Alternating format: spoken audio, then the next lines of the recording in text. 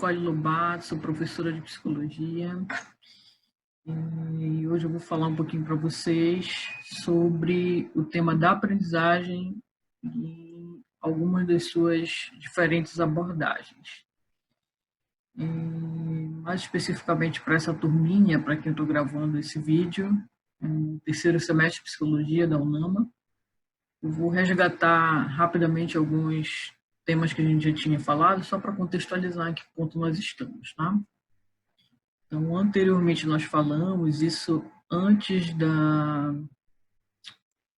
nosso isolamento, questão do coronavírus, nós estávamos falando sobre a psicologia da aprendizagem e da educação, e resumidamente que nós vimos sobre esse aspecto, eu queria focar nesse slide bem que espero que vocês estejam também conseguindo visualizar, onde a gente falou que, considerando o ser humano como um ser multideterminado, histórico, né, caracterizado também pelos seus conjuntos de relações sociais, culturais, e a educação como um fenômeno que se manifesta na sociedade como um instrumento de manutenção ou transformação de práticas sociais, então a gente consideraria pelo menos 6 pontos muito relevantes aqui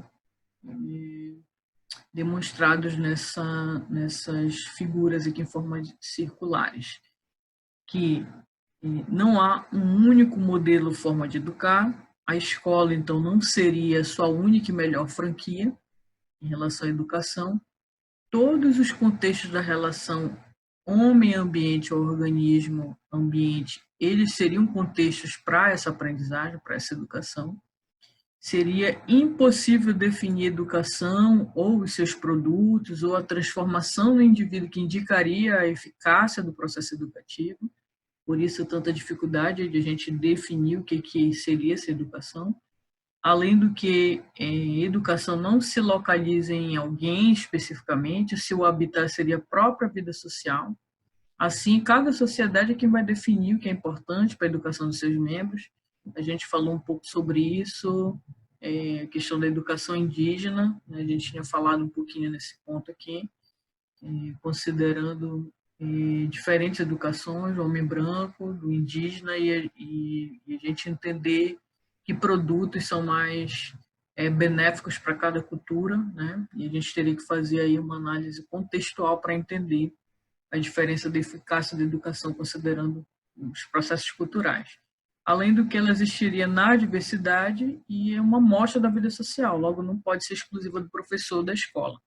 Foram pontos que a gente bateu bastante aqui nesse nossa primeira fala sobre educação, nesses pontos aqui mais especificamente, tá? Depois nós retomamos já com a questão do isolamento e nós, então, só um momentinho.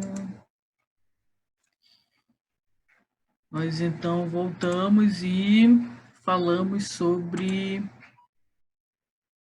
a aprendizagem no contexto das abordagens dentro da psicologia, porque até então a gente estava falando de aprendizagem dentro da psicologia de um modo geral, da psicologia da educação. Aqui já especificando para cada abordagem, nós então falamos, no nosso encontro passado, exploramos bastante sobre o behaviorismo e aprendizagem, onde nós falamos, sobretudo, de 2 tipos de aprendizagem, uma que seria respondente e outra que seria operante.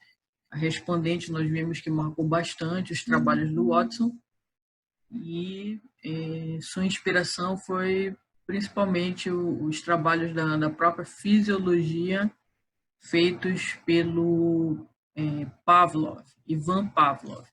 A gente viu aqui como é que ocorriam os processos de aprendizagem respondente dentro ainda do mecanismo respondente, representado pela equação estímulo-resposta. Depois nós vimos que o Skinner, então, veio trazer uma ampliação desse olhar quando ele faz a proposta, então, operante, inspirado por Thorndike também. Ele, então, inaugura o Skinner inaugura a análise do comportamento como uma ciência. Aqui, então, a equação se ampliaria para SD, resposta e consequência. Nós exploramos bastante sobre isso, relembrando o princípio do reforçamento como uma equação universal para explicar aqui como essa resposta, a ação da gente sobre o mundo é passível de aprendizagem mediante a consequência que ela gera, que retroage sobre a resposta.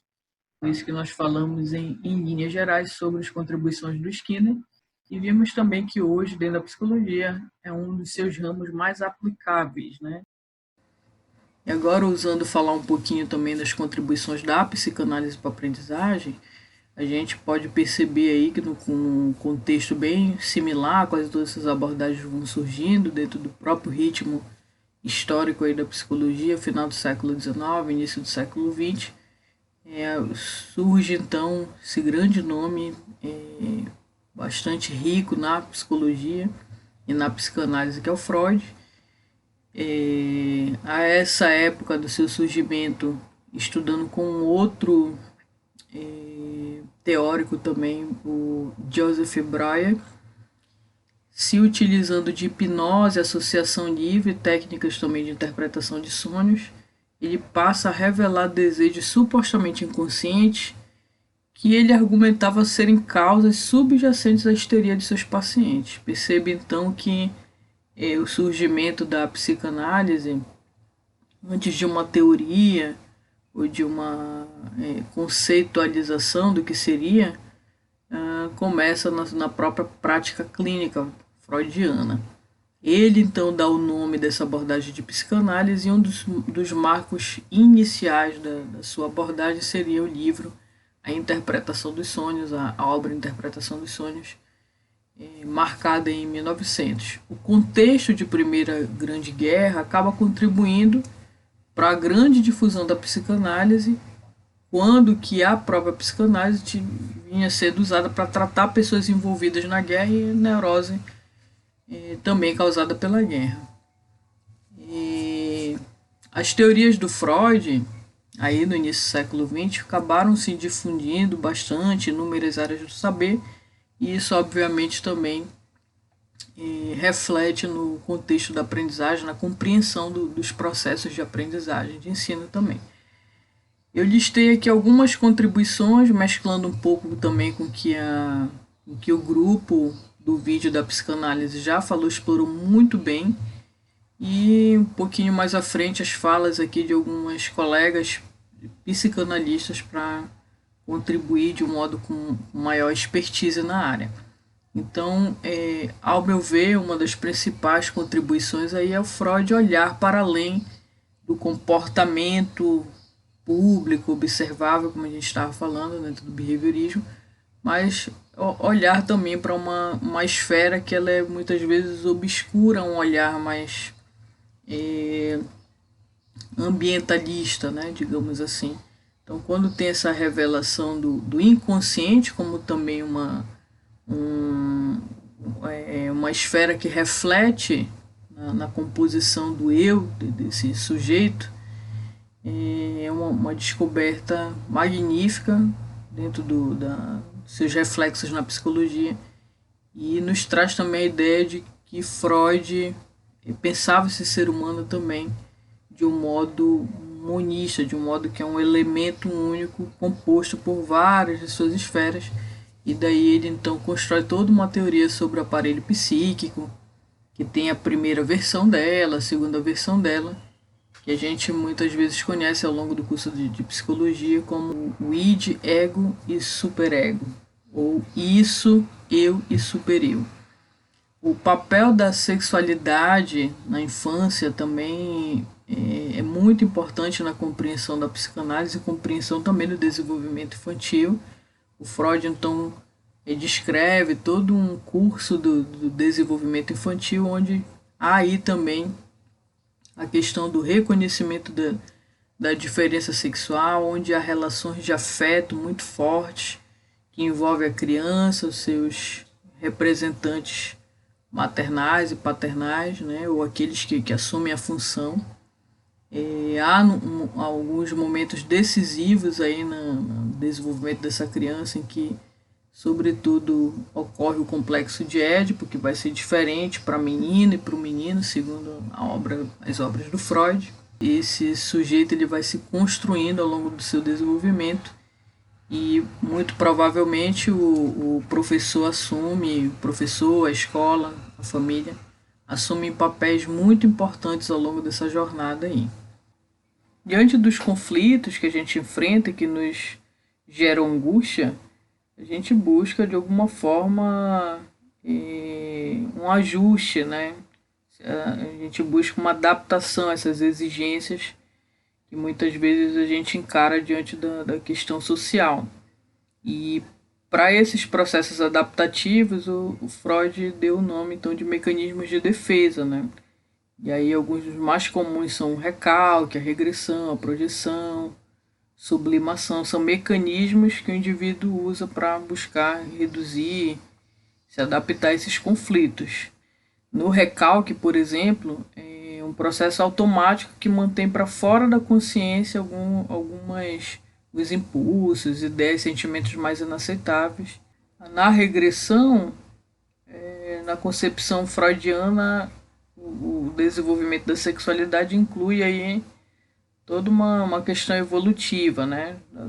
Da fase oral até a fálica, passando também pela fase genital. Mas, a depender da situação ocorrida, aí, a angústia, o problema que esse ser humano, essa pessoa enfrenta, pode ser que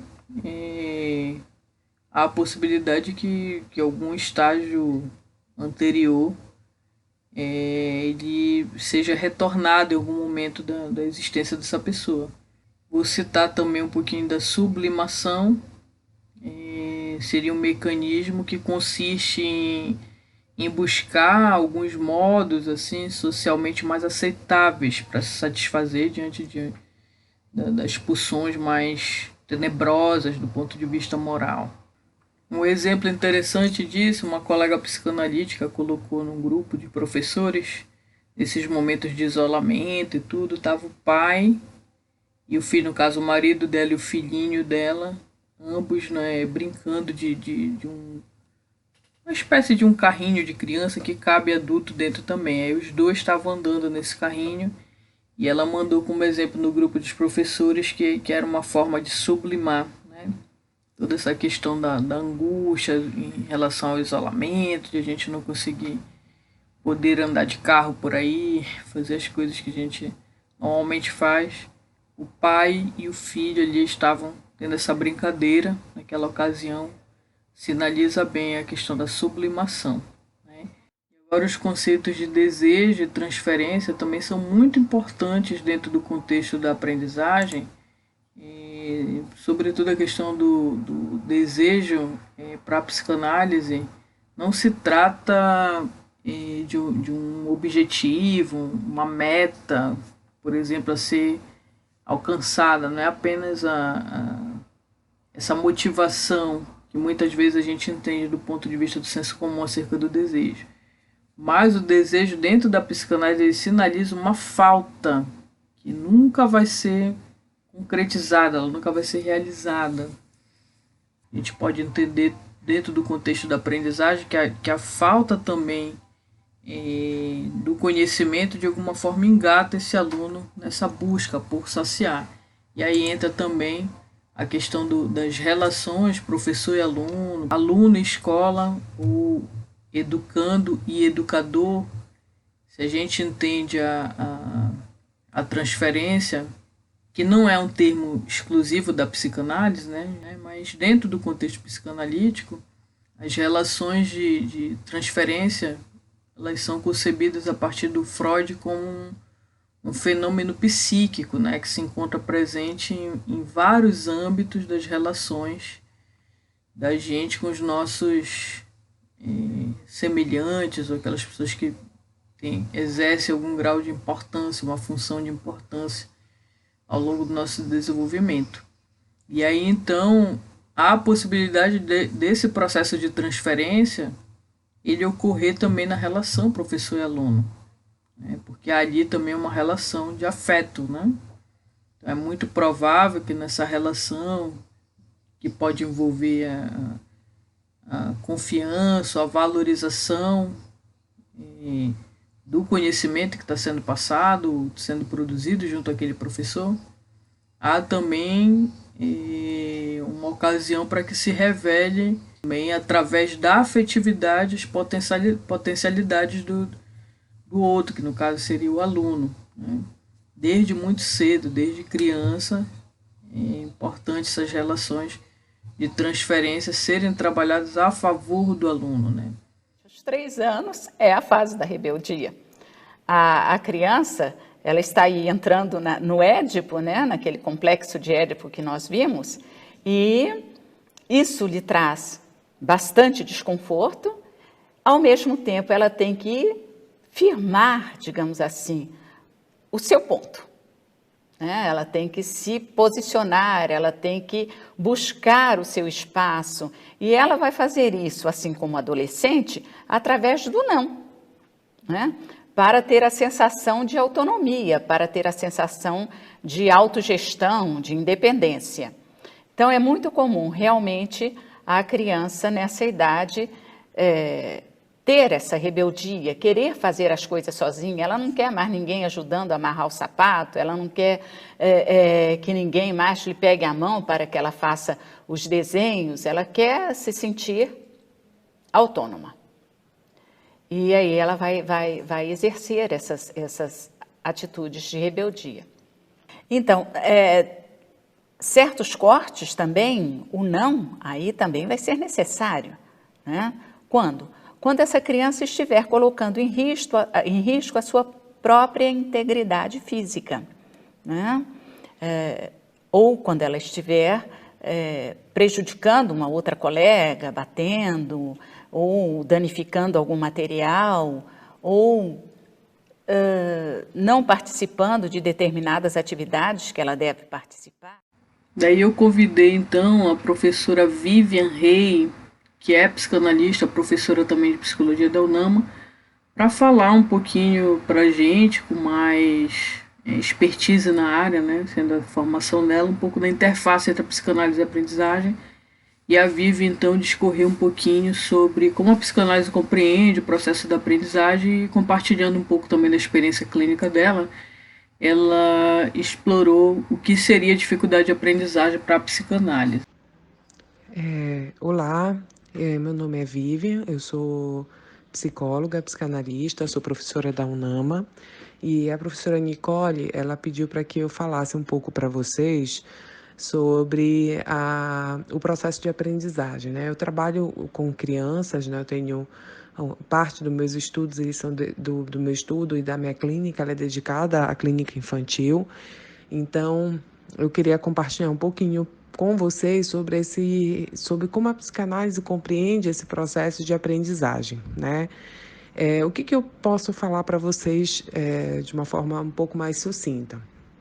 A psicanálise, como vocês já devem ter estudado, né, ou até mesmo na disciplina Fundamentos da Psicanálise, ela nasce a partir de uma situação clínica, né? A partir dos atendimentos realizados com os pacientes histéricos, né? O Freud ele é parte das evidências clínicas, do que ele observava na clínica para poder construir a teoria psicanalítica. Isso é importante a gente destacar, porque esse é um dos pilares que fundamentam que há uma primazia do saber que nasce a partir da nossa experiência, dos nossos atendimentos, das situações que a gente vai sendo apresentado na nossa prática profissional. Sobre o processo de aprendizagem, né, a psicanálise, o Freud, apesar de não ter atendido crianças, né, a única situação clínica que ele relata com crianças não foi bem um atendimento que ele realizou, né, foi o caso do pequeno Hans, não foi um atendimento que ele realizou propriamente dito, ele fez um acompanhamento desse caso, mas não fez propriamente um atendimento, né, com o Hans, né, em que ele acompanhou todas as etapas. Mas o tema da infância, né, o infantil para a psicanálise é um tema muito caro, Primeiro porque quando a gente fala de infantil, a gente não está falando exclusivamente da etapa que a gente compreende como a etapa do desenvolvimento, né, da infância. O infantil para a psicanálise, ele diz respeito a todos esses conteúdos, esses restos que permanecem, inclusive nos próprios adultos. Então, a clínica da psicanalística, né, o trabalho do atendimento na psicanálise, ele é com o infantil. Então, a infância, né, a sexualidade infantil, ela é um tema muito importante para a psicanálise, né? Quando a gente fala de processo de aprendizagem, mais especificamente, o que a psicanálise vem trazer? Eu gostaria de destacar, por exemplo, os trabalhos que são realizados pela Maria Cristina Kupfer, que é uma pesquisadora da USP, muito renomada, que tem um estudo muito importante sobre o acompanhamento de crianças, né, desde crianças bem pequenas, e que faz essa interlocução entre psicanálise e educação, né? O que eu gostaria de destacar para vocês, né? A aprendizagem ela não é um processo meramente cognitivo. Então, existe uma dimensão afetiva no processo de aprendizagem que a gente nunca pode desconsiderar. Né? Então, por exemplo, muitas vezes as crianças que apresentam algum tipo de dificuldade, algum tipo de problema de aprendizagem, isso é reflexo de momentos ou de conflitos psíquicos que essas crianças estão atravessando, né? E aí entra a noção de inconsciente, que é um conceito tão importante para a gente, né? Para a psicanálise. Porque é a partir dessa noção do inconsciente, né, que a gente vai ver, por exemplo, o sintoma, por exemplo, um problema de aprendizagem revelando como um sintoma se revela na clínica psicanalítica. Ou seja, o problema da aprendizagem entendido a partir como uma manifestação de um conflito que essa criança está vivenciando.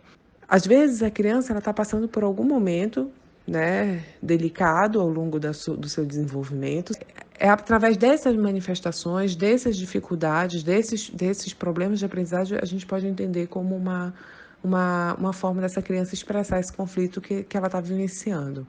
Então, a gente nunca pode fazer, dentro da compreensão da psicanálise, uma leitura numa intervenção que visa exclusivamente a eliminação desse sintoma, porque esse sintoma ele pode ser porta-voz, por mais indesejável que ele seja, né, por mais transtorno que ele acabe causando consecutivamente, ele muitas vezes ele é porta-voz de um sofrimento que essa criança está vivenciando. E se a gente silencia essa via, pode ser que outras vias sejam construídas para continuar falando por essa criança.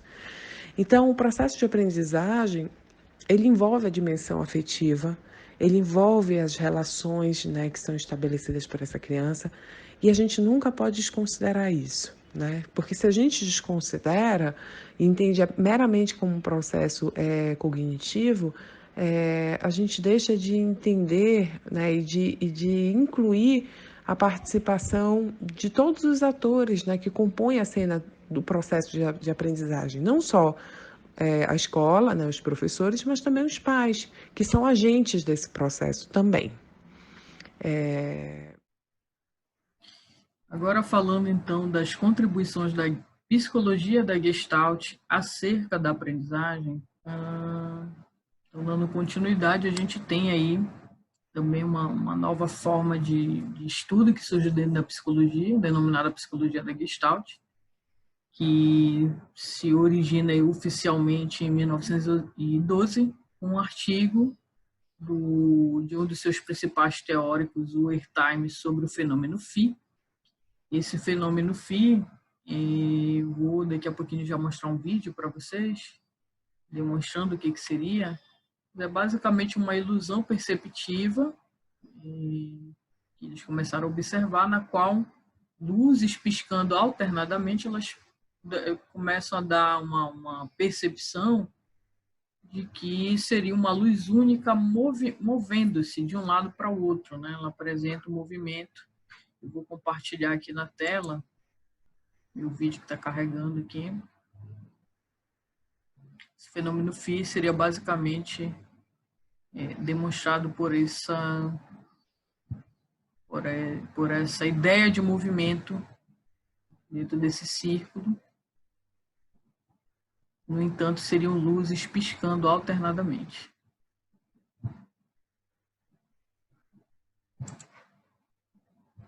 Voltando aqui para os meus slides, então, a gente tem como principais teóricos, representantes da psicologia da Gestalt, o Wertheimer, o Köhler e o Kafka. Só para contextualizar, o estudo do Wertheimer foi, inclusive, pôde contar com participantes da sua pesquisa, os demais pesquisadores aqui, o próprio Köhler e o Kafka. A gente tem um outro nome também, bem conhecido, o Kurt Lewin, não sei se vocês já ouviram falar. Ele também faz parte aqui desse contexto inicial da psicologia da Gestalt. Ele começa a estudar também as leis da Gestalt, alguns conceitos básicos. No entanto, ele depois caminha para um outro viés que, inclusive, originou na época que hoje se considera o que hoje se estuda como psicologia social. Os primeiros estudos se iniciaram com um desses teóricos que era daqui da psicologia da Gestalt, que se encaminhou para estudar mais os fenômenos grupais. Em 1917, então, o Köhler publicou os resultados de 4 anos de pesquisa sobre aprendizado em chimpanzés. O Köhler mostrou, contrariamente às alegações da maioria dos outros teóricos da aprendizagem, que os animais podem aprender por uma questão que eles chamavam de uma súbita percepção, ou uma ideia súbita da estrutura de um problema, além da maneira associativa e incremental de aprendizagem que o Pavlov e o Thorndike já tinham demonstrado anteriormente com cães e gatos lá no behaviorismo. Então, percebam que aqui o contexto, de algum modo, também é um avanço, de alguma forma também uma possibilidade de criticar ou tentar ampliar o que já tinha sido produzido dentro da ciência acerca dos fenômenos da aprendizagem. Esses estudos do Köhler com os chimpanzés são bem conhecidos dentro da psicologia, são estudos clássicos, inclusive para quem estuda dentro da área da própria análise do comportamento, do behaviorismo, quem estuda aprendizagem, insight, resolução de problemas, dentro da psicologia como um todo, recorre a esses estudos clássicos aí do Köhler, em relação aos quais eu vou também mostrar aqui um breve vídeo para vocês.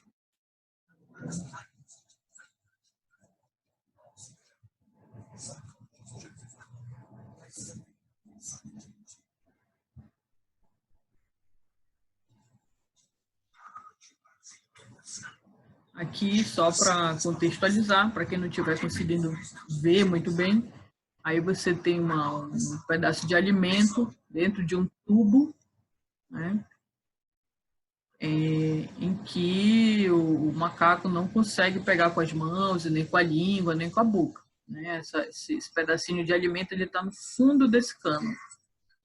E aí, então, você percebe que o chimpanzé ele tem, então, a brilhante ideia de começar a encher esse tubo com água que ele está pegando na própria boca, em algum outro local, e ele, então, vai enchendo o cano até que essa pelota, esse pedaço de alimento sobe até o topo do cano, ele, então, é capaz de alimentar. Aqui, um dos estudos mais conhecidos, né? Tanto que a imagem dele está bem ruinzinha, já é um estudo bem antigo. Ainda bem que a gente tem esse vídeo ainda, né, para mostrar como era que eram feitos os estudos. E aí você está vendo que o macaco está colocando aí várias caixas, né, para subir e pegar um pedaço de banana que está num local mais alto. Nesse segundo momento, ele então precisa, para pegar um determinado alimento, se utilizar de ferramentas, mas elas precisam estar um pouco mais longas do que elas já são. Então, daí ele tem a ideia de juntar essas duas varas, né, para poder pegar esse alimento.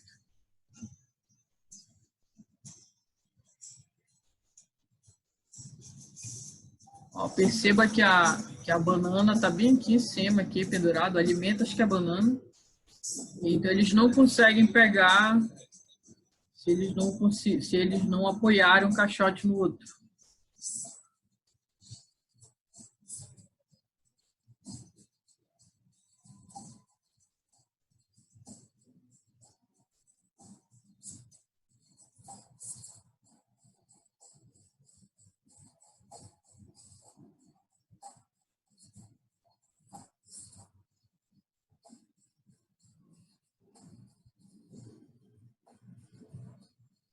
aí você percebe que eles estão fazendo uso de ferramentas, as varas, além dos caixotes.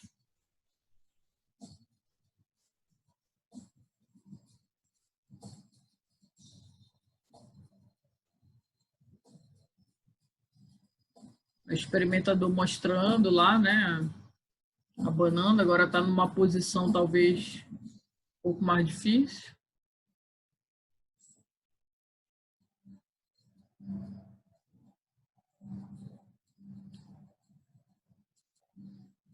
Ainda tem também a questão da cooperação, né? Você percebe que eles, entre eles também, vão se ajudando aí quanto grupo. Ó.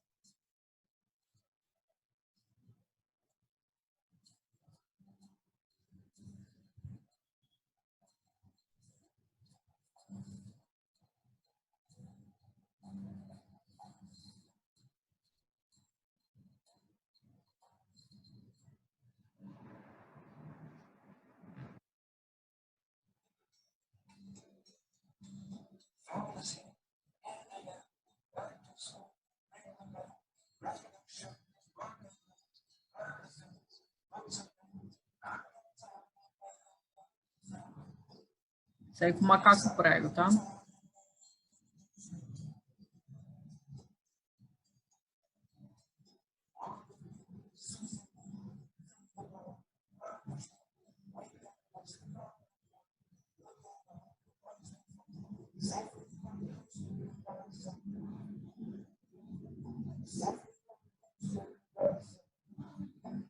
E aí você vê tanto a questão da cooperação, né, quanto também do insight. A ideia de usar a ferramenta para abrir o pote, quebrar, poder ter acesso ao alimento.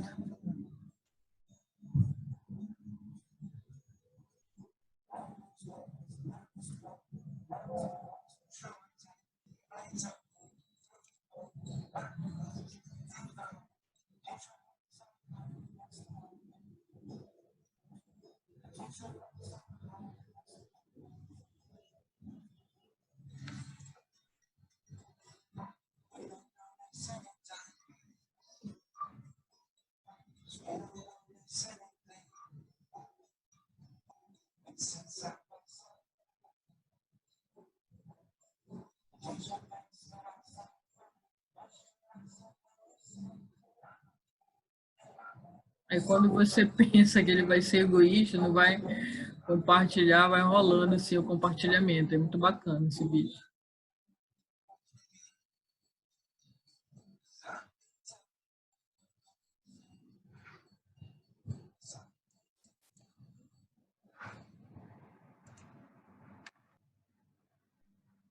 Esse aqui com pombo, muito bonitinho.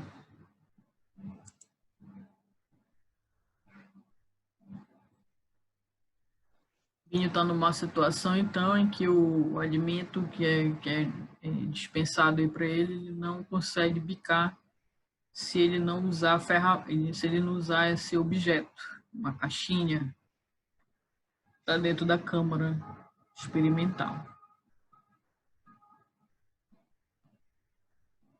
Então, ele tem já o comportamento de subir em cima da caixa, isso já é esperado que ele faça.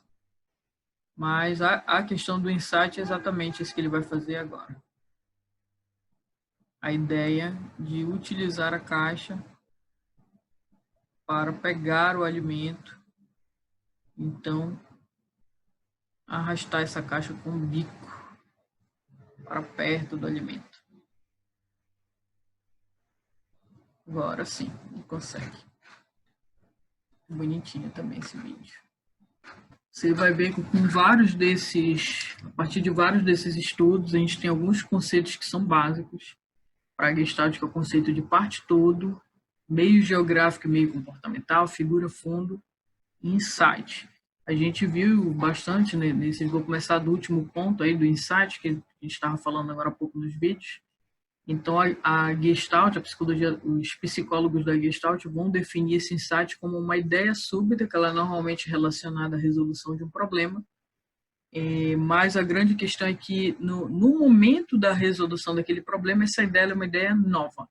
o indivíduo, o organismo, seja um animal, seja um ser humano ou uma criança mesmo, ao aprender, por exemplo, uma tarefa, ela vai se utilizar dessa capacidade de uma abstração inédita, rápida, e normalmente voltada para a resolução de uma problemática. Então, percebo que no caso dos chimpanzés, do pombo, em todos os exemplos vistos, alguns comportamentos esses animais já tinham, eles já podiam fazer, como subir em caixas, pegar varas, comer os alimentos, mas a questão é que a organização que estava sendo feita ali, utilizar 2 caixas para pegar a banana foi uma ideia nova.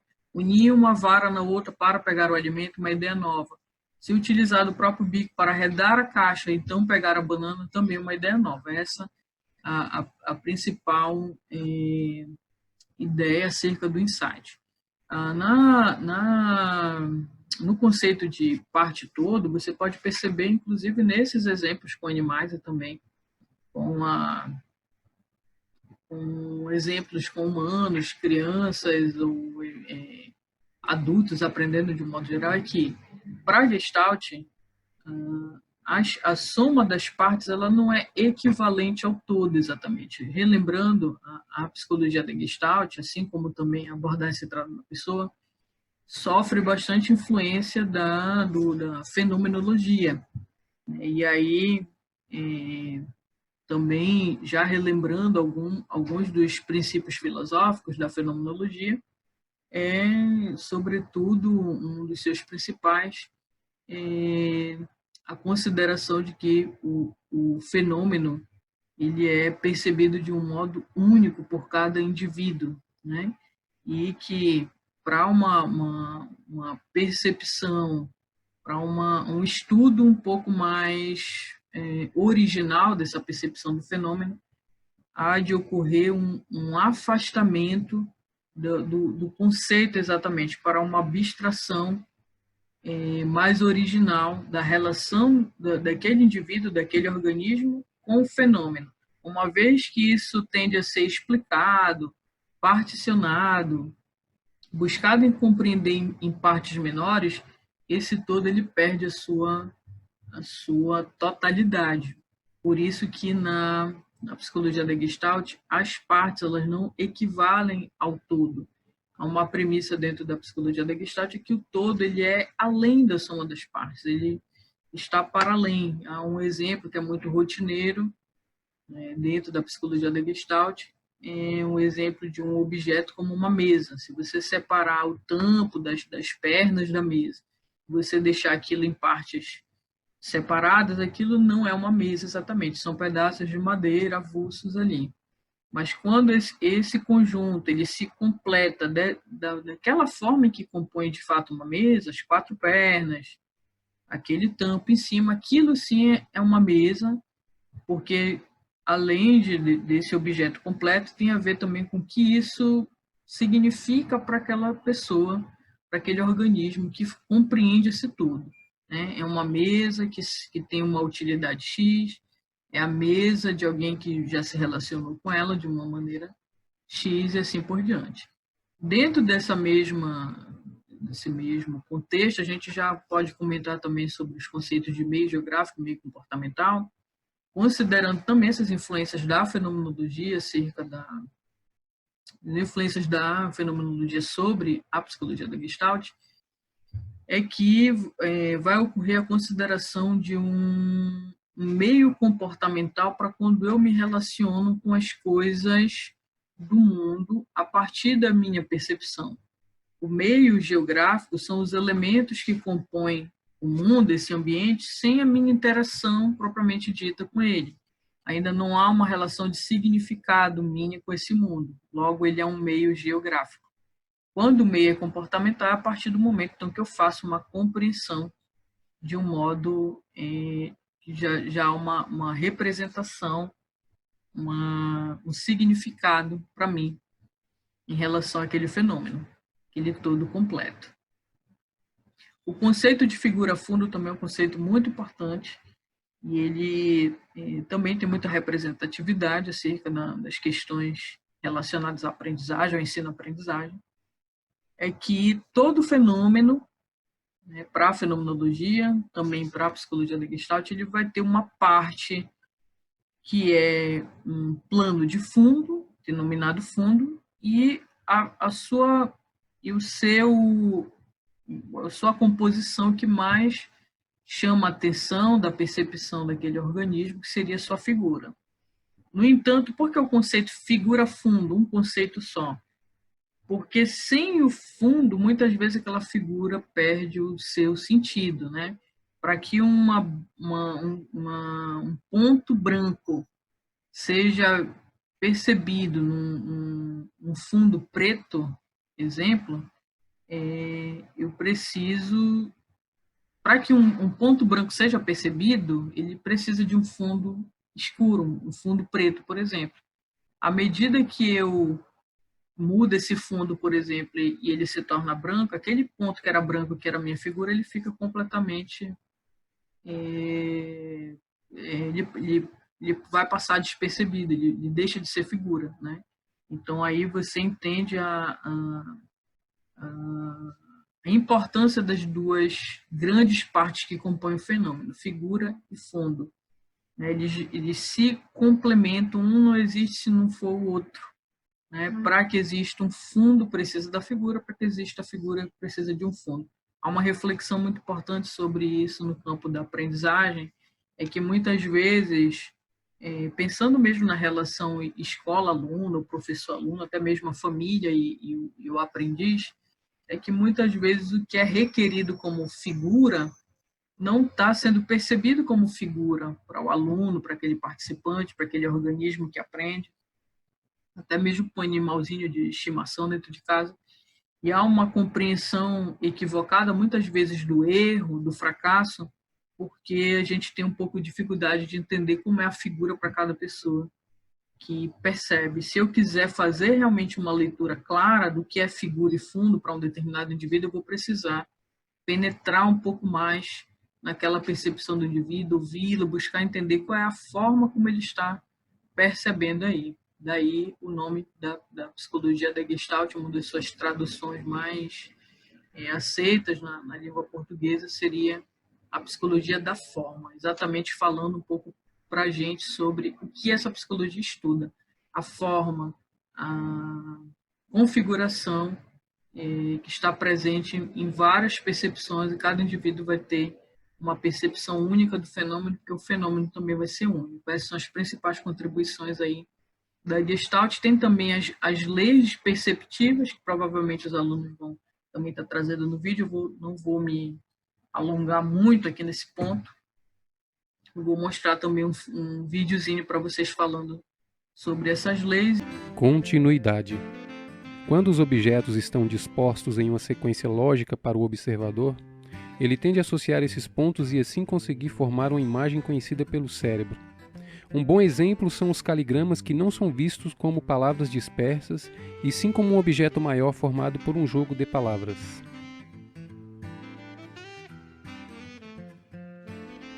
Proximidade. Figuras muito próximas entre si tendem a ser vistas como uma única figura ou objeto. Por exemplo, as impressões a jato de tinta são formadas por milhares de micropontos de tinta que juntos formam uma imagem.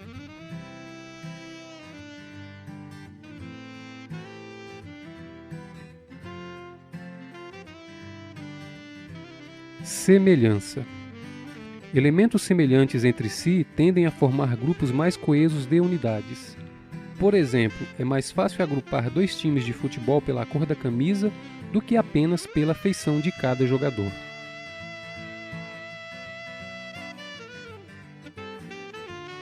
Preenchimento.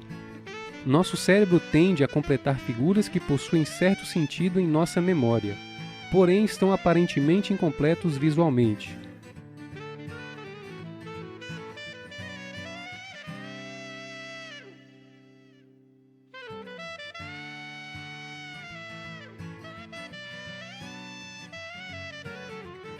Simplicidade.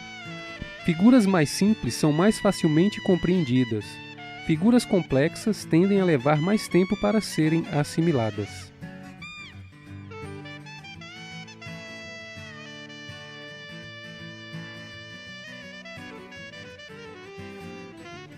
Figura fundo. Nosso cérebro tende a organizar os elementos em perspectivas, figuras de duplo sentido. Por exemplo, só possuem essa característica devido à capacidade do cérebro em ver a figura em diferentes perspectivas.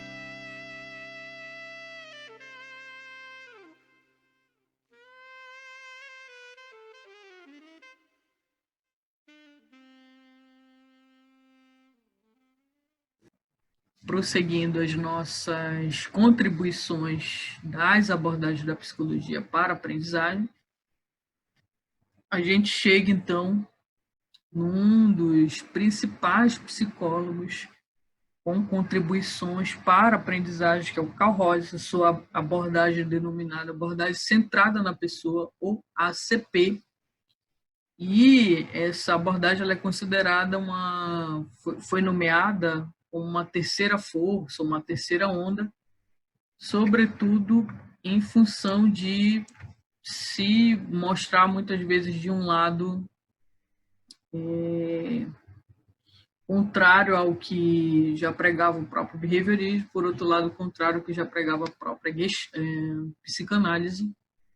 E então, por isso, foi denominado terceira força, terceira onda. Essa é uma abordagem que sofre influências filosóficas muito parecidas com as da psicologia da Gestalt, se não as mesmas, né? Talvez aqui com um pouco mais de força no humanismo e existencialismo, e a Gestalt com um pouco mais de força da própria fenomenologia, mas são de influências filosóficas iguais, tanto que hoje nos cursos de psicologia elas são colocadas até muitas vezes dentro de uma mesma disciplina, as duas abordagens juntas.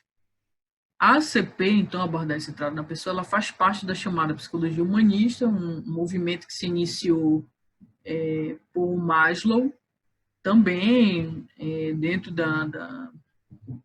desse início do século XX, só que um pouquinho mais adiante do contexto do behaviorismo, da psicologia da Gestalt, da psicanálise, que eu vinha falando agora há pouco. Então, um movimento um pouquinho mais recente. E a gente tem como principal representante o próprio Carl Rogers, tá? já no contexto aí americano. Tá? Ele foi o fundador dessa abordagem centrada na pessoa. Alguns dos conceitos principais do Carl Rogers dentro da abordagem centrada na pessoa, que também vão influenciar bastante a forma como a gente pensa em educação, inclusive dentro das próprias tendências pedagógicas, as contribuições do Carl Rogers vêm fazer uma mudança expressiva dentro dos movimentos pedagógicos, inclusive enfraquecendo o modelo mais tradicional de educação, em que o aluno muitas vezes se encontrava numa posição menos privilegiada e o professor ali com uma posição de que o possuidor do conhecimento, aquele que vai emanar conhecimento ao aluno, que vai estar numa postura passiva. Isso era o que acreditava, o que se praticava numa tendência pedagógica mais tradicional. E aí a gente pode pensar nessa ideia, uma ideia mais progressiva, mais inovadora de se pensar a educação a partir das contribuições da psicologia humanista do Carl Rogers. Alguns de seus principais conceitos, os conceitos de self-ideal, tendência atualizante, consideração positiva, empatia, congruência e aprendizagem significativa, que eu vou explorar um pouquinho com vocês usando minha lousa virtual. Mas falando um pouquinho sobre esses conceitos, a gente vai retomar um pouquinho, vou mostrar aqui para vocês. Esse aqui é um dos materiais aqui mais conhecidos, é uma espécie de bíblia centrada na pessoa, o livro Tornar-se Pessoa do Carl Rogers. E aqui nesse livrinho vocês vão ter um capítulo que é inteiro sobre a aprendizagem significativa. Tá? Um capítulo sobre isso, mostrando como ocorre essa aprendizagem quando ela é do tipo significativa, tanto no contexto da educação quanto no contexto até da clínica, para você usar, por exemplo, no consultório com o paciente. Então, falando um pouquinho aqui de um modo mais resumido e não com tanta propriedade, porque, como vocês sabem, a minha abordagem de estudo mesmo é o behaviorismo, análise do comportamento, mas aprecio bastante a abordagem do Carl Rogers, inclusive faço muito uso dela na minha prática docente. Então, resgatando aqui um pouquinho dos conceitos de self, self-ideal, para a centrada na pessoa, há uma tendência inata, desde quando a gente é muito novo, desde quando a gente, aliás, está dentro da vida intrauterina, a gente há uma tendência a um melhoramento, e essa tendência ela ocorre do ponto de vista orgânico, mesmo de maturação celular dos órgãos da gente, e também do ponto de vista psicológico, que envolve também nossas relações com o meio. Logo, tudo que a gente vai se tornando, quando a gente tem a mínima compreensão de quem a gente é, isso compõe o nosso self, né? O conhecimento que a gente tem sobre nós mesmos. Mas a gente também tem um conhecimento sobre a gente que é ideal, que a gente gostaria de ser, como a gente se visualiza no futuro, no momento posterior. Isso seria o self ideal da gente. Então, a tendência atualizante ela está todo momento, desde a nossa fecundação até a gente morrer, atualizando a gente em busca desse self ideal. Mas esse self ideal, na prática, ele nunca seria alcançado exatamente, até porque a gente está todo o tempo mudando as nossas perspectivas e o mundo das ideias, de fato, não coincide com o mundo prático, mas esse movimento ele é um movimento até de sobrevivência da gente, de melhoramento, né? Então, de um modo geral, a gente está buscando esse aperfeiçoamento. E eu falo isso não no contexto assim, moral, mas a gente precisa fazer uma análise contextual. Tá? Exemplo, para um caçador, ou para um gladiador, para um contexto um pouco diferente da gente, um melhoramento é você se tornar cada vez mais agressivo, mais poderoso, capaz de matar, de se utilizar de muita força. Então, veja que esse aperfeiçoamento ele vai depender muito de cada contexto. E falando do contexto ocidental, da gente enquanto ser humano, num contexto moderno, esse aperfeiçoamento tem a ver também com as reflexões éticas sobre a nossa existência, os cuidados com o meio ambiente, como a gente se posiciona no mundo, que tipo de ser humano a gente tem se tornado. Tudo isso compõe também essa tendência atualizante do ponto de vista psicológico, né? Além do que a nossa capacidade de regeneração, plasticidade cerebral, as questões que estão ocorrendo dentro do nosso organismo também fazem parte dessa tendência atualizante no seu campo biológico.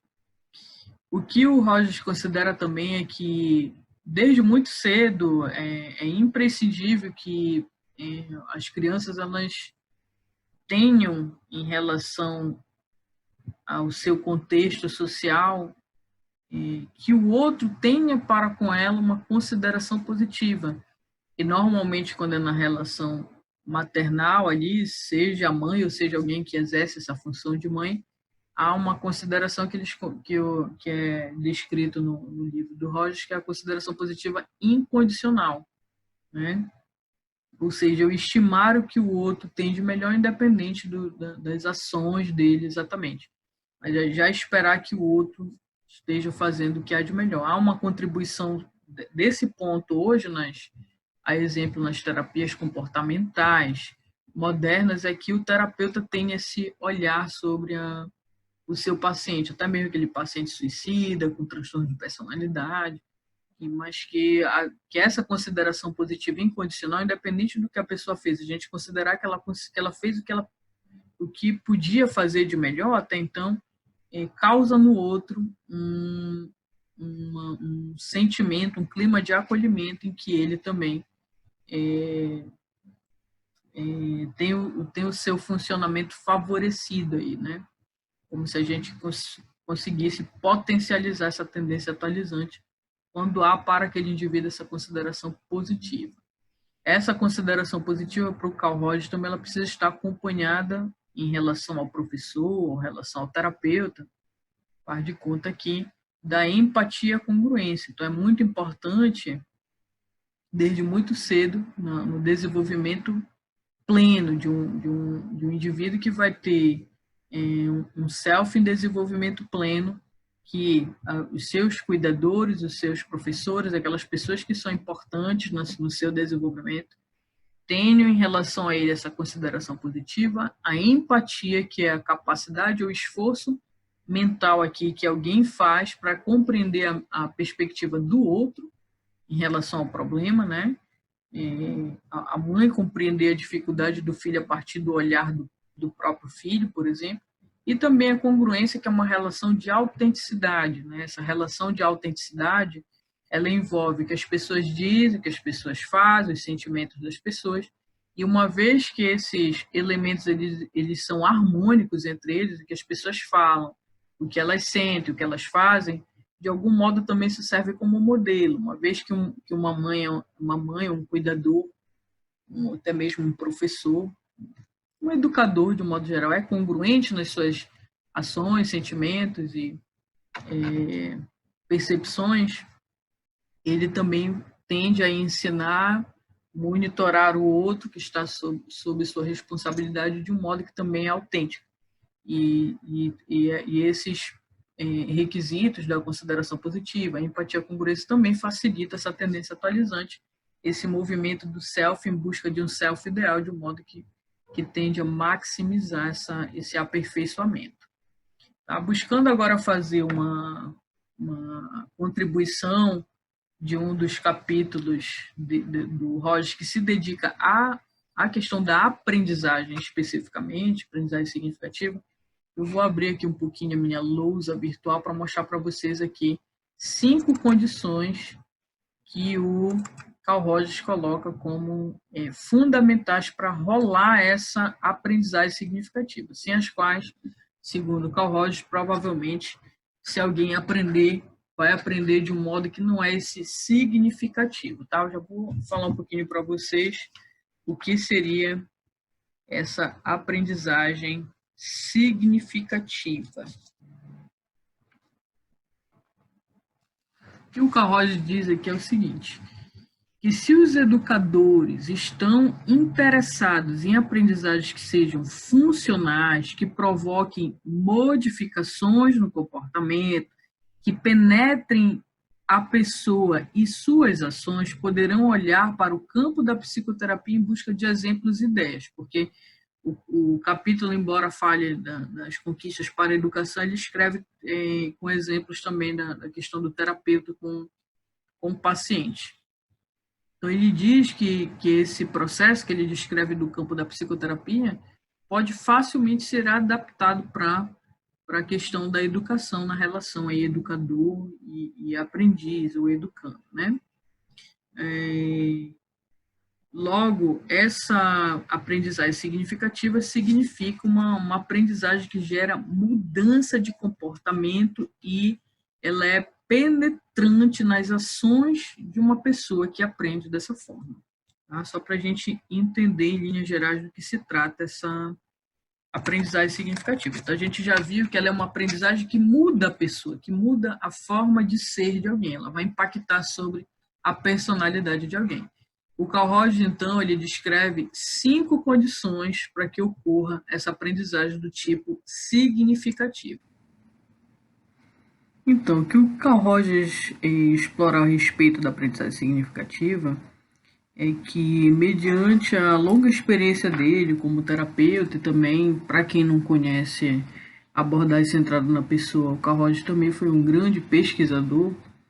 Diante da sua jornada de pesquisa e colegas, ele precisou mudar muito a sua forma de ver o mundo depois de alguns dados que ele obteve em pesquisas com menores infratores que apontavam para a direção que a percepção que a pessoa fazia sobre ela própria, a posição dela no mundo, mais que o ambiente, determinaria qualquer tipo de mudança no comportamento.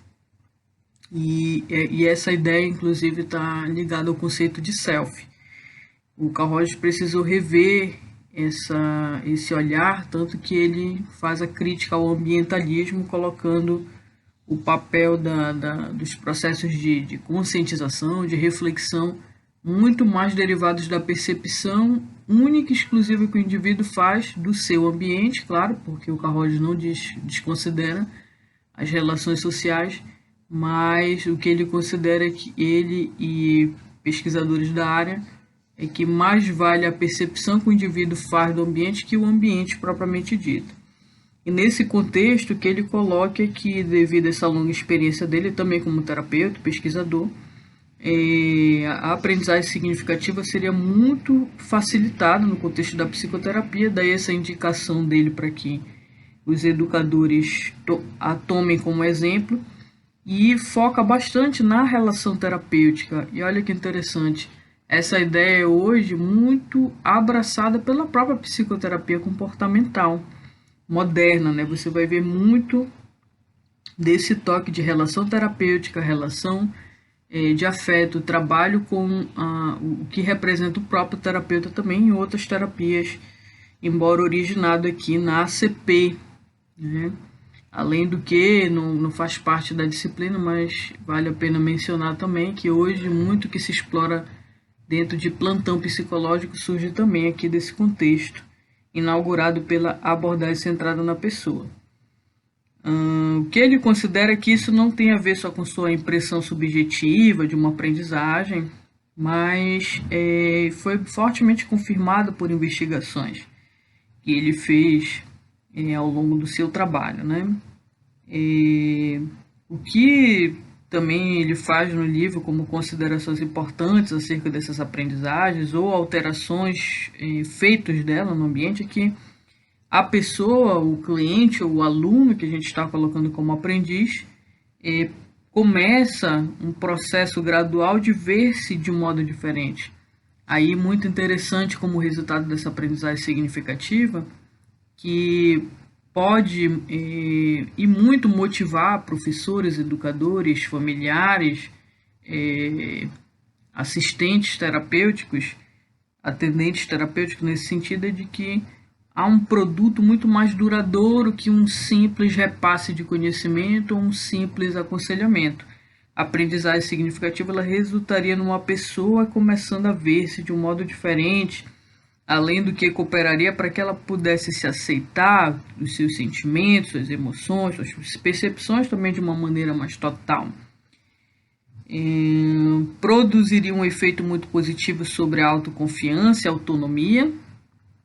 Em parte, já ressalto um parêntese aqui, é um pouco disso que nós quisemos fazer nesse primeiro momento da disciplina, com os alunos do terceiro semestre, promover realmente essa autoconfiança e autonomia, mesmo diante das resistências e das dificuldades, e provocar um efeito para que o aluno entenda que ele também é capaz de produzir conhecimento para além daquelas aulas tradicionais que o professor pode dar. A pessoa pode se tornar mais próxima do que ela gostaria de ser mesmo, além do que se torna menos rígida, mais flexível nas suas percepções, porque é um tipo de aprendizagem que leva muito em consideração o outro, no caso, se for na clínica, o próprio terapeuta, se for fora, se a gente estiver falando, por exemplo, das relações acadêmicas, escolares, é flexível no ponto em que o professor é capaz de revisar o método e o aluno também repensar a partir do olhar aí do professor. São algumas características importantes. Agora, falando dos pontos propriamente ditos aqui, das 5 condições que o Carroll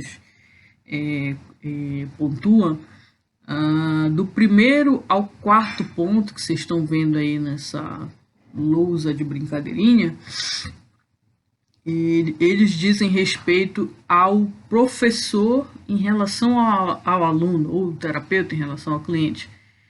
E o último ponto, ele já é um ponto que tem a ver com o outro da relação, no caso, o aluno ou o próprio cliente. Tá? Então, vamos explorar cada ponto. O primeiro ponto, que a primeira condição é que o professor, vou tomar sempre como exemplo aqui a parte do educador, tá?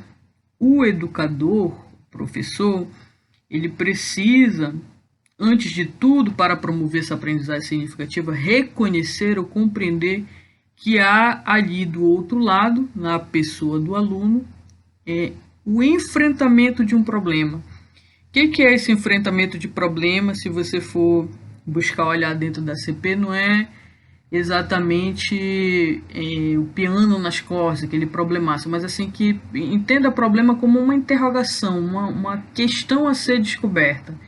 Em qualquer desafio, seja clínico, acadêmico, está naquela situação em que um paciente, um cliente, ele procura psicoterapia, não necessariamente com aquele problemaço, mas em busca de autoconhecimento, de uma prevenção de sintomas, etc. E tal, você tem ali questões, né?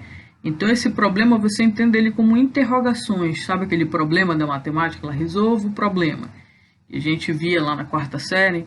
Então é nesse sentido, a gente compreender que o outro ele tem questões a serem descobertas. Então esse é um ponto que nos liga. O outro ele chega até nós com questões e esse é a primeira condição para que haja aprendizagem, tá? Esse reconhecimento das questões, das interrogações da outra pessoa. Professor em relação ao aluno, por exemplo. O segundo ponto é que o professor tem em relação a este aluno uma consideração positiva incondicional. O que seria isso, né? Como descreve o próprio Carl Rogers, é que o terapeuta, o professor, possa sentir uma calorosa preocupação por esse cliente, o professor por esse aluno, uma preocupação que não é possessiva, ela não exige uma gratificação pessoal, mas ela soa uma atmosfera que demonstra que eu me preocupo com você se comportar dessa ou daquela maneira, né? Então o professor está atento ao aluno, se preocupa com o aluno, independente se esse está tendo o melhor desempenho ou o pior, mas há uma consideração que ela tem que ser anterior, prévia a qualquer tipo de resultado, e essa preocupação ela resulta num clima acolhedor em relação a esse aluno. Um quarto ponto, não necessariamente no livro estão nessa ordem os pontos, tá? Eu coloco, eu acho mais interessante na minha didática aqui, mas alguns pontos podem estar em uma outra ordem. Aqui o que eu coloquei como terceiro ponto, a empatia, ou a compreensão empática, que é como diz o livro, seria que a terceira condição da minha listinha, em que o terapeuta ou o professor, do nosso exemplo, ele experimenta uma compreensão aguda e empática do mundo do aluno, como se fosse visto do interior desse aluno. A ideia aqui é que captar o mundo particular do aluno como se fosse o seu próprio mundo, mas sem esquecer do caráter que é como se fosse, tá? Isso é empatia.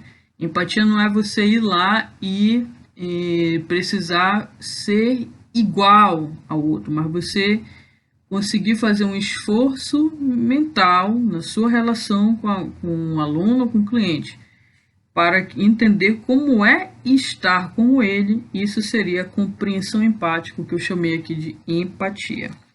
A congruência, que seria o meu quarto ponto da listinha, o que se fala sobre ela é que para que essa aprendizagem significativa tenha êxito, essa relação ela seja bem sucedida, é necessário que este professor, esse terapeuta, ele seja na relação uma pessoa unificadora, integrada, congruente.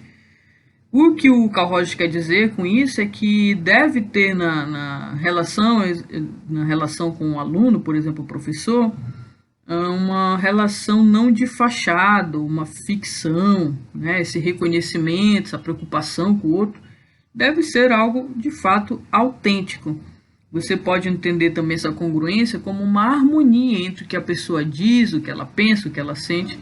Então é muito interessante que os sentimentos, emoções, as percepções, a expressão disso por parte do professor, assim também como por parte do terapeuta, tenha um clima harmônico, porque o outro vai perceber isso, e se eu quero ensinar para ele uma forma de aprender que é diferenciada, eu não posso estar sendo nessa relação uma fachada, tá? É isso que fala sobre o ponto da congruência. O inverso disso seria a incongruência. E por fim, a quinta condição, ela é uma condição diferente. Olha como é que o nome dela é, quinta condição mesmo. Então, a quinta condição para que se dê uma aprendizagem significativa é de que o aluno agora experimente ou apreenda algo sobre esses demais pontos anteriormente explorados pelo professor, mas dessa vez é o próprio aluno que vai experimentar. Ele também vai precisar ser congruente, ele também, de alguma forma, vai experimentar essa aceitação, essa empatia por parte do terapeuta, ou, aliás, do professor, só que ele agora faz essa experimentação, tá? Não basta que essas condições elas existam só no professor. É necessário, pelo menos num certo grau, que tenham sido comunicadas com êxito pelo próprio aluno. Então, isso é muito comum quando, por exemplo, nas relações, nas disciplinas, se um professor ele vai bem e ele consegue esse tipo de aprendizagem com seus alunos, ele ouvir um feedback do aluno sobre esse ponto, dizendo e demonstrando também essa preocupação, o afeto, a empatia, né, um olhar para o professor que é generoso também. Essa é uma condição que mostra que o aluno ele aprendeu de um modo significativo. É como se ele replicasse aquilo que o professor foi com ele, nas características que o professor buscou aprimorar em busca dessa aprendizagem significativa. A quinta condição é quando o aluno ou o cliente ele então demonstra isso de um modo que é muito natural, como se fosse o resultado da aprendizagem. A quinta condição, então, ela é como se fosse a nossa prova de que ocorreu a aprendizagem significativa. Como eu olho para o comportamento do meu aluno ou do meu paciente, vejo que ele também tem desenvolvido isso comigo, ou seja, eu consegui ensinar para ele uma nova forma de aprender e ele demonstra isso comigo nesse momento, tá? Carl, the school system and education today are, as usual, great subjects of controversy. Your person-centered approach has had a great deal of influence in education in certain respects. What is your approach to education and teaching, and what do you think some of the things we ought to know, those of us who are teachers today, to try to make the experience more effective? Well, I'd like to answer that first as sort of a fantasy, because if, for example, a teacher in high school or junior high school wants to use this approach in his or her classroom, it's difficult at that time. The kids have been disciplined, spoon-fed, given no responsibility, and it's hard for them to face the fact of being self-directing and responsible. So my fantasy is if we would start out in first grade with this kind of an approach where students were given a good deal of responsibility for choosing what they wanted to do and taking the consequences of that within safety limits, and where the teachers' major responsibilities would be to provide loads of resources, books, drawing materials, everything, resources of people too. And then if that were carried on up through the grades, you would come out with responsible learners who are excited about learning. And that would make, then it would be a consistent approach all the way through, and I think you would get the same, well, I know you would get the same kind of result that we do in therapy. You'd get people taking interesting, risky steps that were very important to them and that led them into new paths of learning. As it is now, especially today with all the stress on back to the basics, not realizing that the most basic thing of all is the development of the person, it's tough for a teacher to come into a classroom and try to revolutionize the whole situation. And I've known teachers who've lost their jobs because they've tried it. But the main thing still would be the creation of a psychological climate involving certain conditions and the providing of lots of resources for learning, and then facilitating the process that would go on. Why do you think we don't do this? It seems to me that basically we do not do it because very few people believe in democracy. That's one aspect of it. Very few people believe that the individual can be trusted in any basic way. Instead, our whole setup in school, in industry, in the military, is set up on the notion that don't trust anybody. Supervise them to the nth degree, examine them, test them. And we have no way of calculating the loss that that entails, because students lose their curiosity. The 5-year-old, before he goes to school, is just bursting with curiosity. He can't learn fast enough. He wants to know everything about everything. But give him 2 years in school, and that's been squashed down a good deal. And by the time he gets to junior high, learning, what's that? You get away from it if possible. You don't want to go to school. That's not the in thing. We've turned them off from creative learning. I think it has a lot to do with rigidity. What? Rigidity. My kids at 6th grade would stay until 5 o'clock playing with computers because he was so interested. In junior high, because he had to follow a certain structure that was not comfortable. And his teacher even told me, those kids come here thinking that computer is fun, instead of having to really learn how to deal with a computer. So he lost his interest in computer, had terrible grades, and I think that kind of rigidity, it's really, it's even angry when I think about it. That's a prize example of teacher thinking learning can't be fun. It's got to be dull and boring and step-by-step logical, whereas real learning is always fun, always exciting. A gente viu, então, nesse vídeo do próprio Carl Rogers, uma entrevista, um bate-papo aí com o próprio Carl Rogers, que o ensino, na sua concepção, o verdadeiro ensino ali seria excitante, né? Seria interessante, gostoso para o aluno. E boa parte das resistências que a gente encontra quando traz em parte esse método, algumas características desse método, é que a gente vai esbarrar nos formatos que esse aluno tem desenvolvido ao longo da história dele acadêmica. Isso também vale para o consultório, para as relações de consultório, em que as pessoas são treinadas na nossa sociedade ocidental moderna esperar para que o outro dê a ela na boca o que ela precisa, né? Ela não é estimulada a ter autonomia nesse processo. Esse seria um dos grandes problemas. Mas, segundo Carl Rogers, uma vez estabelecidas aquelas condições que a gente falou anteriormente, a gente tem grandes chances de promover uma nova forma de ensinar e de aprender. E eis aí, então, as principais contribuições do Carl Rogers, esse grande psicólogo e educador, contribuições para a compreensão da aprendizagem. Então, agora estamos caminhando para a reta final do nosso bate-papo sobre aprendizagem nas diferentes abordagens da psicologia, e vamos falar por fim agora de duas abordagens que são muito conhecidas. Por um lado, a abordagem genética cognitiva, com o seu principal representante, o Piaget, e por outro lado, a sócio-histórica, cujo seu principal proponente aí seria o Vygotsky.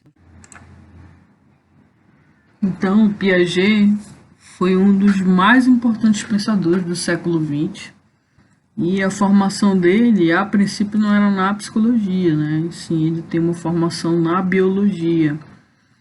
Aí, no contexto da Suíça, veio defendendo uma abordagem que ela era interdisciplinar, considerando que não era só um viés da psicologia, não olhando apenas para a ontogênese, mas, sobretudo, a questão da genética é realçada na abordagem do Piaget em função também da sua formação na própria biologia. E a abordagem que ele defendeu, então, interdisciplinar, foi denominada de epistemologia genética e baseou seu estudo na gênese psicológica do pensamento humano.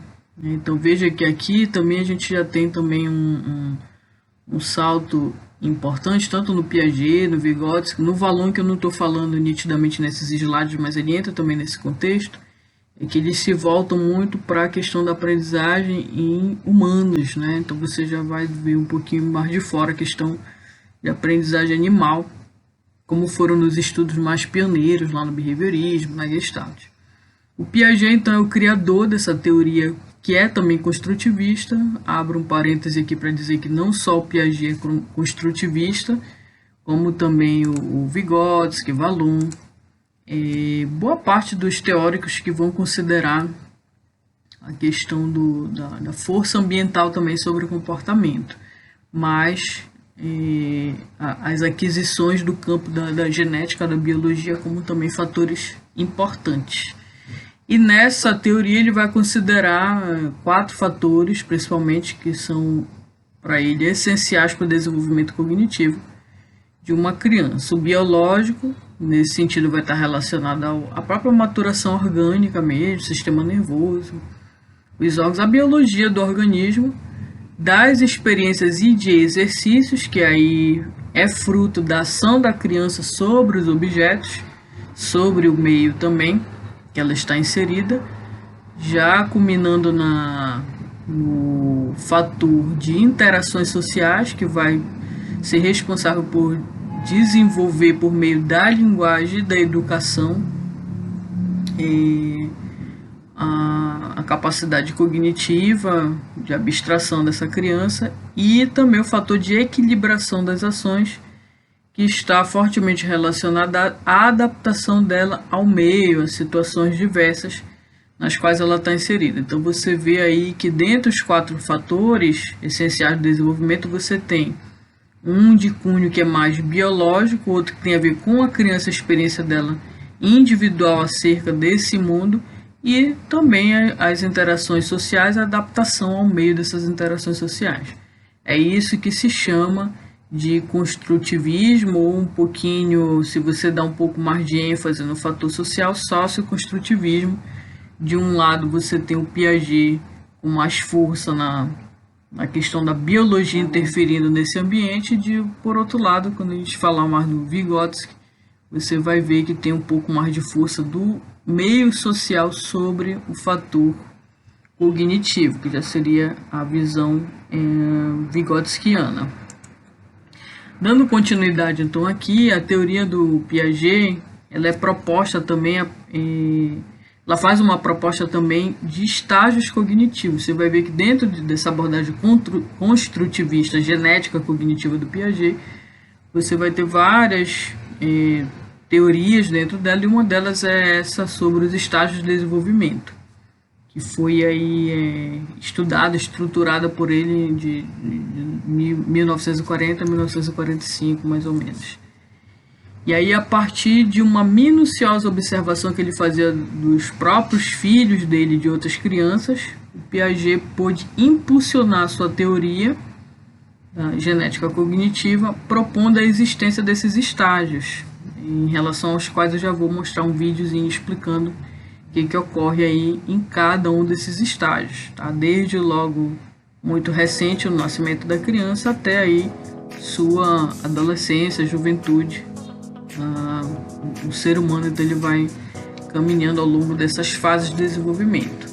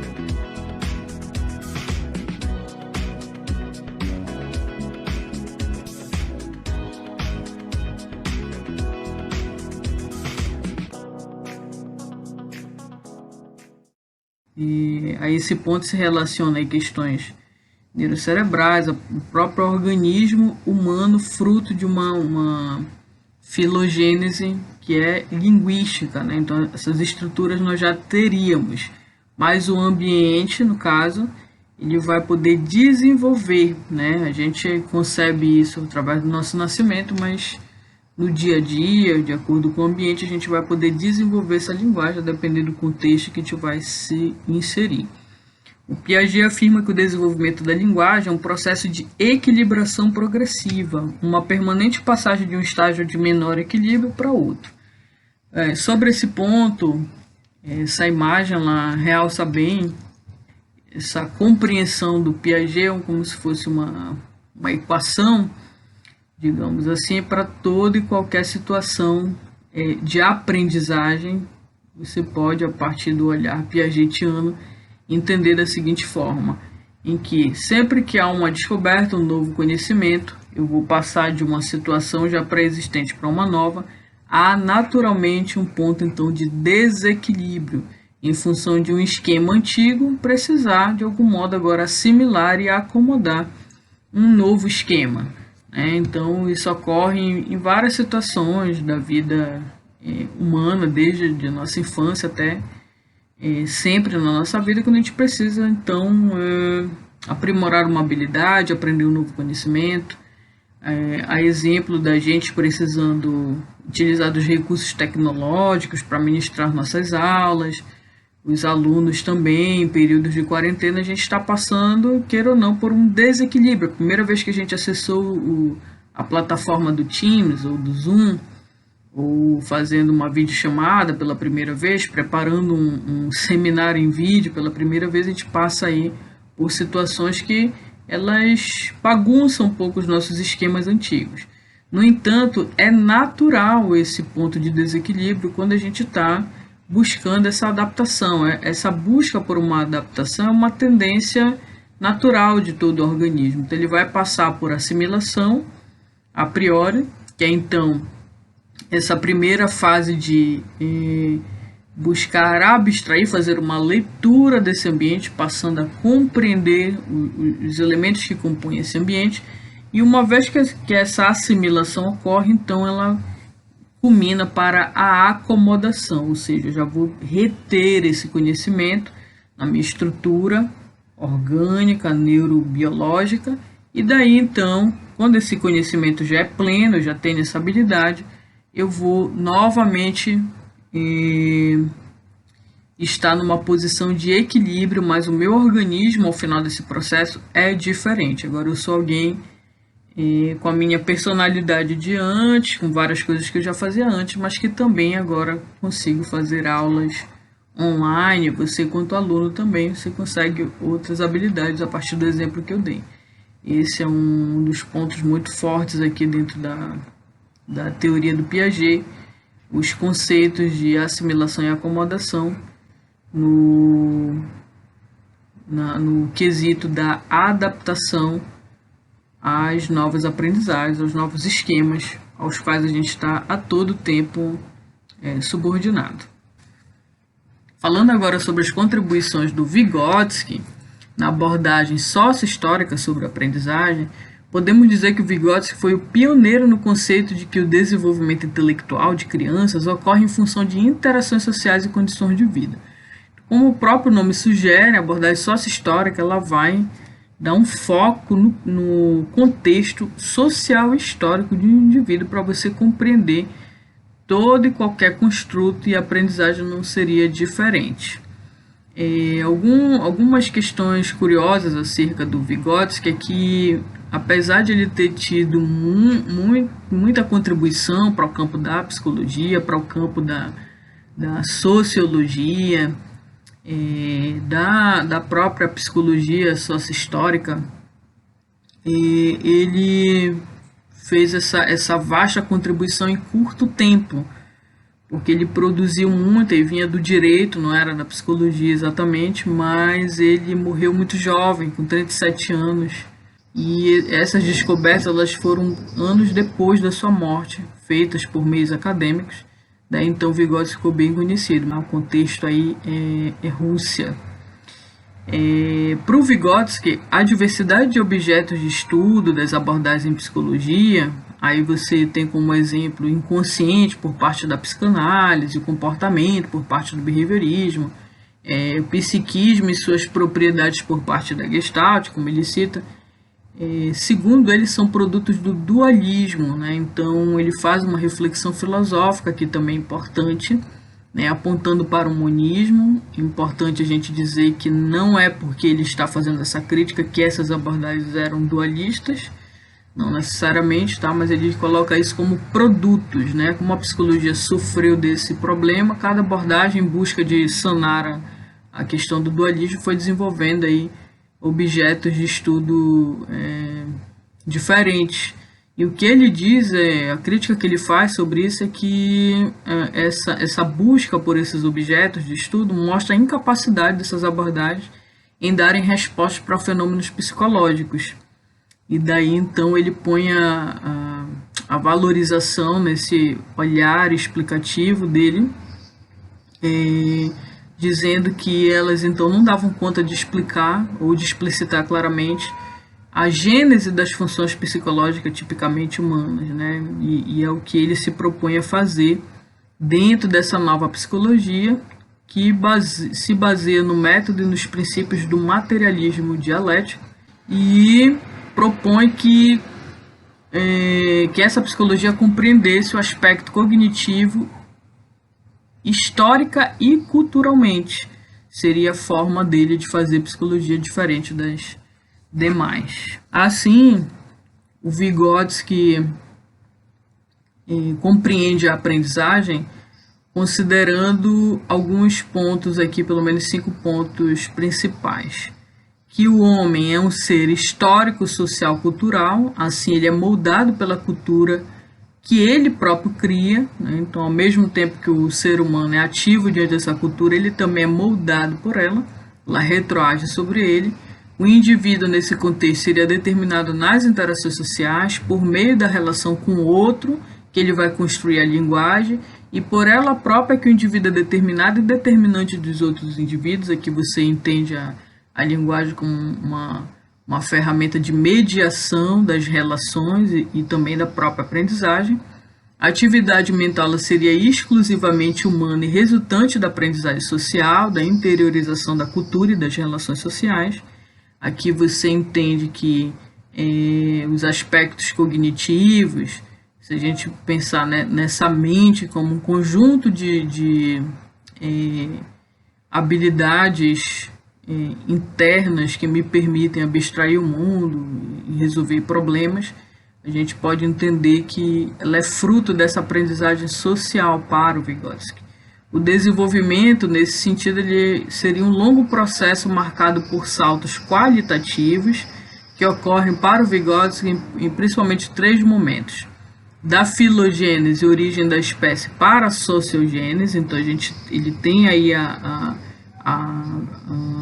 consideração do aspecto biológico desenvolvido na nossa seleção natural, considerando aí a filogênese. Mais um outro salto da origem da nossa sociedade, a sociogênese, para a ontogênese, que a gente se refere agora à história do indivíduo, do seu nascimento até a sua morte. E o último salto aí da ontogênese para a microgênese, ou seja, se referindo agora à origem de um indivíduo único, né? Não só o indivíduo que vive nos grupos os quais a gente se insere, mas agora cada indivíduo como um ser único, suas particularidades. Então veja que há na consideração da abordagem sociohistórica para o Vygotsky acerca da aprendizagem os componentes filogenéticos da gente enquanto fruto de evolução dos outros animais. Tem uma parte nós que é bicho, digamos assim, mas a gente tem também um papel muito forte da sociedade sobre quem somos enquanto coletividade também, e dessa coletividade sobre quem somos individualmente. Vejam como todos os aspectos são incluídos aí na análise do Vygotsky. Por fim, ele também considera, na sua compreensão da aprendizagem, que o desenvolvimento mental é, em sua essência, ou seja, parte fundamental desse desenvolvimento mental seria um processo sociogenético, ou seja, em outras palavras, depende das nossas relações. E a partir dessa perspectiva marxista, estudou a formação das funções psicológicas superiores. Então, só relembrando um pouquinho aqui, a gente tem funções psicológicas que são mais elementares, aquelas mais básicas, né, de sobrevivência mesmo, e as superiores, muito estudadas hoje no campo, inclusive, da neuropsicologia, e elas seriam aquelas funções mentais que vão caracterizar o comportamento consciente da gente, de um modo voluntário, que envolve a nossa atenção, nossa percepção, processamento da informação, memória, o pensamento, a linguagem, tudo isso compõe essas funções psicológicas superiores. Tanto que tem uma corrente forte dentro da própria neuropsicologia que é muito fã do Vygotsky, que estuda a abordagem vygotskiana tão forte quanto, por exemplo, na área clínica se estuda a psicanálise ou qualquer uma outra abordagem clínica. Dentro da neuropsicologia, alguns testes, inclusive, de inteligência, dessas funções psicológicas, eles são muito baseados na abordagem vygotskiana, aí, que considera as questões também sociais muito fortemente na sua análise. Por fim, um dos conceitos primordiais para a compreensão dessa aprendizagem, para uma reflexão acerca do papel do professor, o papel da educação, o desenvolvimento dessa aprendizagem, tanto no contexto da criança quanto do adulto, é o conceito de zona de desenvolvimento proximal.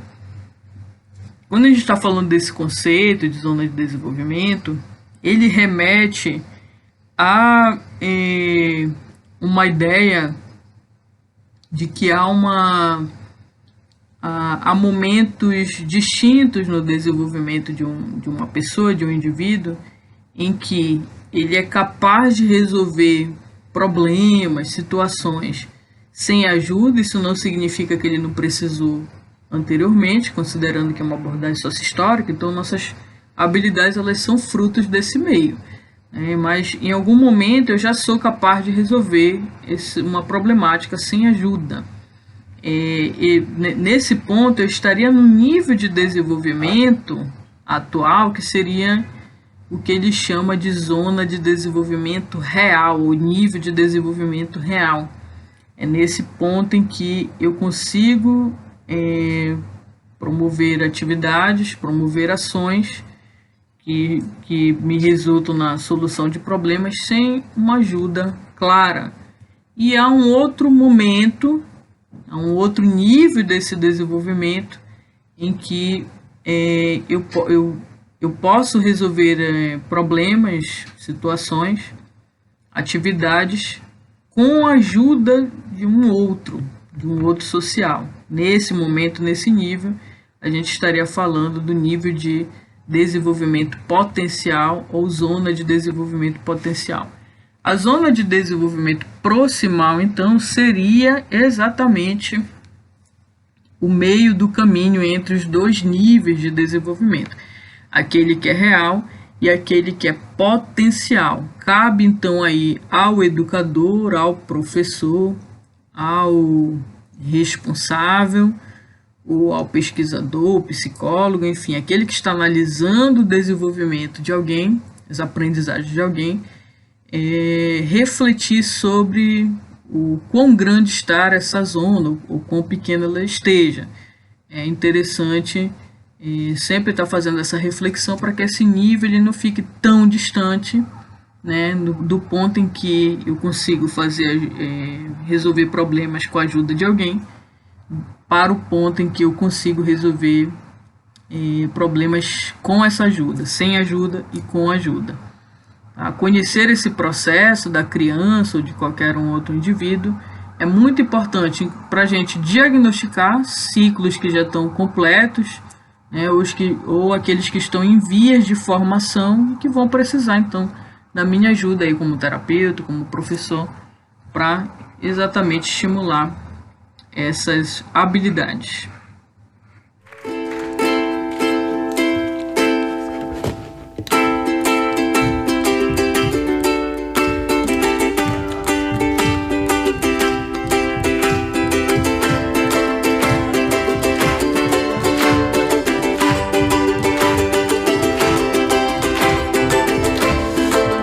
Was young when I'd flee this town where I buried my dreams underground.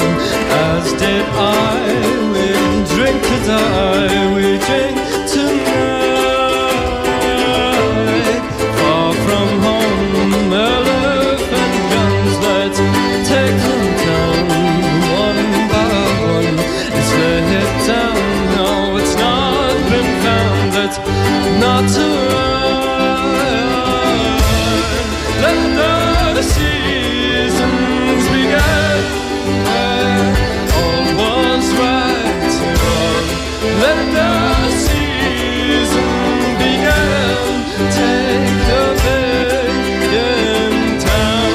Let the season begin where all was right.